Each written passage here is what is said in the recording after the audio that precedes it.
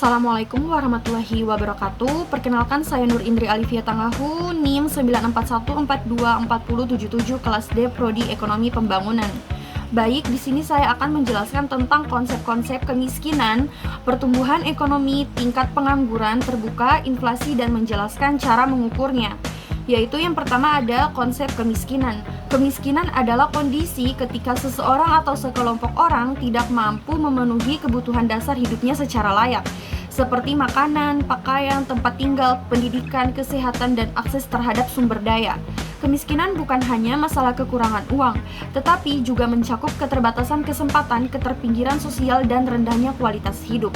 Cara mengukur kemiskinan ada dua, yaitu yang pertama, Head Count Index atau HCI, presentase penduduk miskin, menghitung presentase penduduk yang hidup di bawah garis kemiskinan. Kedua, Poverty Gap Index atau PGI, mengukur kedalaman kemiskinan, yaitu seberapa jauh pendapatan rata-rata penduduk miskin dari garis kemiskinan, menunjukkan berapa besar upaya atau biaya yang dibutuhkan untuk mengentaskan kemiskinan. Kedua, ada pertumbuhan ekonomi. Pertumbuhan ekonomi adalah proses peningkatan kapasitas produksi terhadap barang dan jasa dalam suatu perekonomian dari waktu ke waktu. Pertumbuhan ekonomi menunjukkan perkembangan ekonomi suatu negara atau daerah, biasanya diukur melalui kenaikan produk domestik bruto atau PDB atau produk domestik regional bruto atau PDRB dalam periode tertentu. Dengan kata lain, pertumbuhan ekonomi berarti perekonomian mampu menghasilkan lebih banyak barang dan jasa sehingga tingkat kesejahteraan masyarakat meningkat. Pertumbuhan ada sisi positif dan negatif. Sisi positif yaitu meningkatkan pendapatan dan kesejahteraan.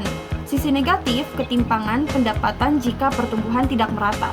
Ketiga, cara mengukur pertumbuhan ekonomi.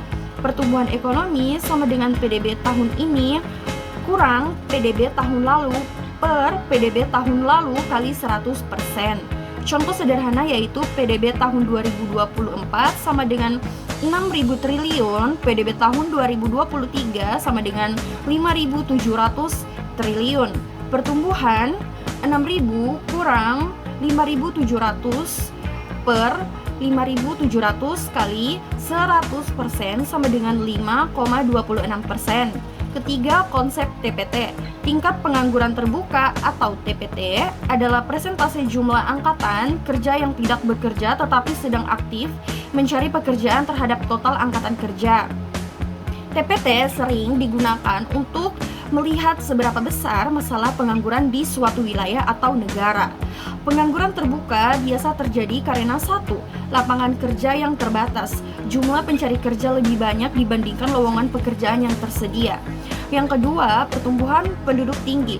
Kenaikan jumlah angkatan kerja tidak seimbang dengan pertumbuhan lapangan kerja.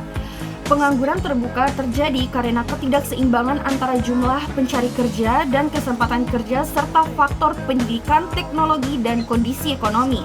Cara ukur TPT. TPT sama dengan jumlah pengangguran per jumlah angkatan kerja kali 100%.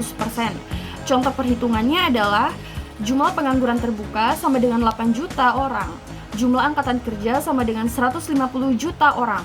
TPT 8 juta per 150 juta kali 100% sama dengan 5,33%. Keempat, konsep inflasi. Inflasi adalah proses meningkatnya harga barang dan jasa secara umum dan terus-menerus dalam suatu periode waktu tertentu. Jika harga naik hanya pada satu atau dua barang saja, itu belum disebut inflasi. Inflasi mengurangi daya beli uang. Artinya, dengan jumlah uang yang sama, orang bisa membeli barang lebih sedikit. Cara ukur inflasi. Inflasi diukur dengan presentase kenaikan rata-rata harga barang dan jasa dalam periode tertentu. Di Indonesia, pengukuran inflasi dilakukan BPS, Badan Pusat Statistik, menggunakan indeks harga konsumen IHK, rumus inflasi berdasarkan IHK. Inflasi sama dengan IHK periode sekarang kurang IHK periode sebelumnya per IHK periode sebelumnya kali 100%.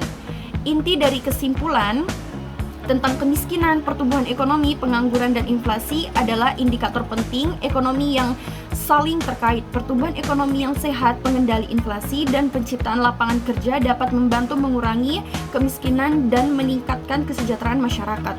Baik, sekian penjelasan dari saya. Terima kasih. Wassalamualaikum warahmatullahi wabarakatuh.